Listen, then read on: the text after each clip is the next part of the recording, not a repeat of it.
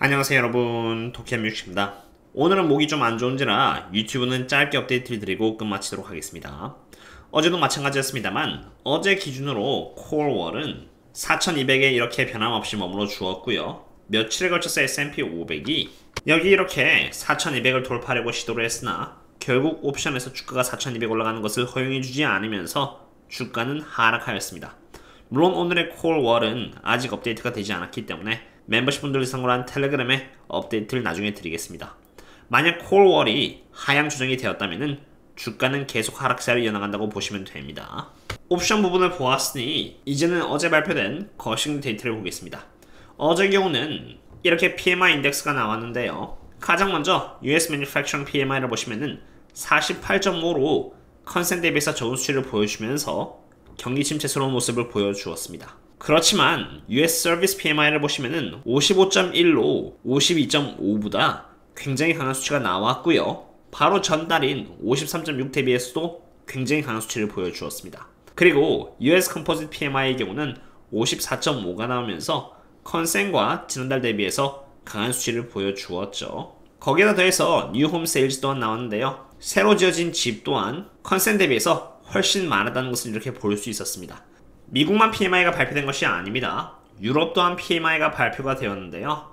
Manufacturing PMI는 컨센 대비해서 적은 수치가 나왔습니다만 Service PMI의 경우는 컨센 대비해서 높은 수치가 나왔습니다. 저의 경우는 매일 아침 오전에 그 전날에 일어난 사항을 멤버십 분들께 텔레그램을 대상으로 공유를 꾸준히 드려오고 있는데요. 오늘의 경우는 인플레이션이 어떠한 방향으로 움직여나가고 있는지에 대한 정보입니다. 여기 글귀를 보시면은 서비스 섹터에서도 특히나 여행과 레저 분야는 높은 수요를 경험하고 있고, 반면 제조 쪽인 Manufacturing 부분은 사람들의 소비가 서비스 쪽으로 치우쳐지면서 물건들에 대한 소비를 덜함에 따라서 웨어하우스의 재고가 넘쳐나고 있다는 것을 볼 수 있고요. 이에 따라서 한때 과거에는 Manufacturing 부분에서 물가가 높아졌으나 이제는 서비스 쪽에서의 차례가 왔다라고 적혀있는 것을 볼 수 있습니다. 그리고 서비스 쪽에서의 수요가 폭발을 하다 보니까 서비스 쪽에서의 일자리가 늘어나고 있는데, 당연히 연준이 수요를 줄여나가고자 하는 방향과는 반대의 현상이 일어나고 있는 것입니다. 아까 제가 PMI 데이터를 보여드렸는데 여기 Manufacturing PMI 쪽에서는 수요가 둔화됨에 따라서 컨센보다 낮은 수치를 보여주고 있고, 반면 서비스 쪽에서는 컨센보다 높은 수치를 보여주면서 인플레이션으로 의한 현상을 보여주고 있습니다. 글과 숫자가 일치하는 부분인 것입니다. 그럼 이에 따라서 채권은 어떤 움직임을 보여주고 있을까요? 이것은 Fed Funds Rate로 금리 전망을 그리는 차트인데요. 여기 초록 색깔이 5월 18일 기준의 데이터이고요. 주황색은 어제의 데이터로 계속해서 이렇게 최종금리가 상향 조정되어 가고 있다는 것을 볼 수 있습니다.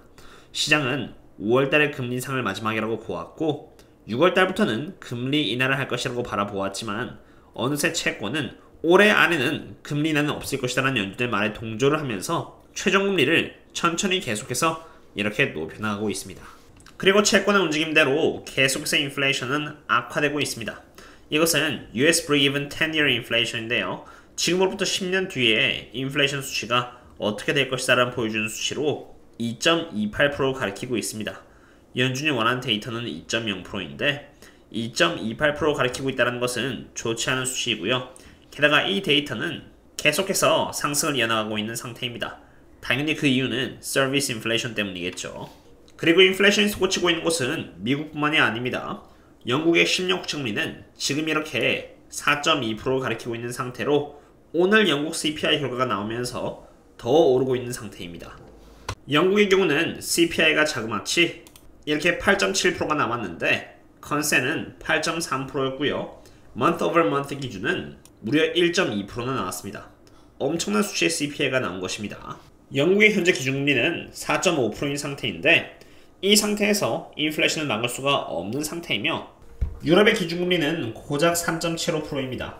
미국에 비해서 영국과 유럽의 인플레이션은 엄청 강한 상태에서 금리는 오히려 미국보다 1% 정도 더 낮은 상태이니 기업들의 실적은 좋을 수밖에 없는 것입니다. 미국과 다른 나라를 비교하기에는 금리의 상황이 다르기 때문에 1대1로 비교를 할 수가 없는 것입니다. 그럼 이제 마지막으로 빅스에 대해서 정리를 하고 끝내겠습니다. 더 많은 데이터가 있지만 제가 목이 안 좋은지라 나머지는 텔레그램에서 공유를 드리도록 하겠습니다. 여기 하얀색 차트는 빅스와 빅스 3month future의 차이를 의미하는 스프레드입니다. 이 스프레드가 역사적으로 이렇게 마이너스 5.0 아래였을 때는 여기 보시는 것처럼 주가는 고점을 의미했다는 것을 이러한 시기 때 볼 수 있었습니다.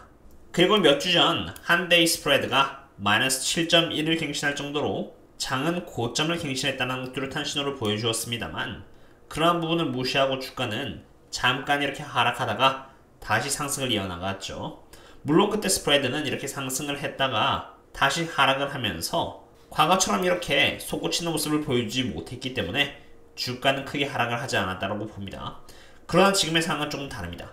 다시 이렇게 가파르게 스프레드가 상승을 하고 있는 상태이고요.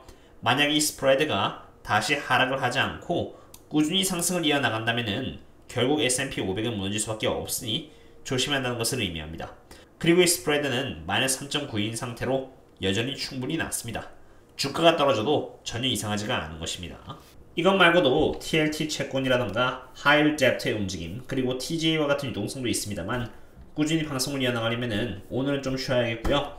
아무쪼록 조심 취하셨으면 좋겠습니다. 오늘은 이 정도로 하도록 하겠고요. 그럼 다음에 또 다른 분석과 함께 찾아뵙도록 하겠습니다. 그럼 다음에 또 만나요. See you later.